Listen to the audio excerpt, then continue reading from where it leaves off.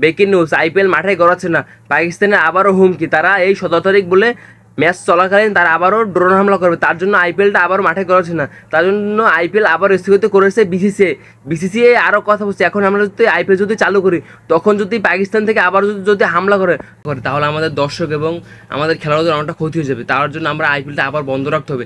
BCCI এই কথাটা বলেছেন কালকে সংবাদ সম্মেলনে এসে। আর দেখুন, ইতিমধ্যে ভারত এবং পাকিস্তানের মধ্যে তুমুল যুদ্ধ চলছে, তার মাঝেও আইপিএল এবং পিসিএলটা চালু করার জন্য অনেক চেষ্টা করছে, তারপর আবারও তারা যুদ্ধের কারণে আবারও এই আইপিএলটা বন্ধ করার লাগছে।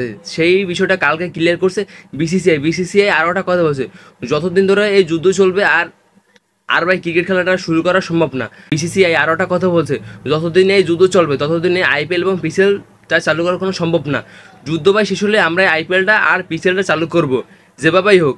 আর এখন আমাদের আইপিএলটা ইতিমধ্যে বন্ধ থাকবে, আমাদের 17 তারিখেই আইপিএল চালু করার কথা ছিল, কিন্তু আমরা যুদ্ধের কারণে আবারও এই আইপিএলটা বন্ধ রাখছি।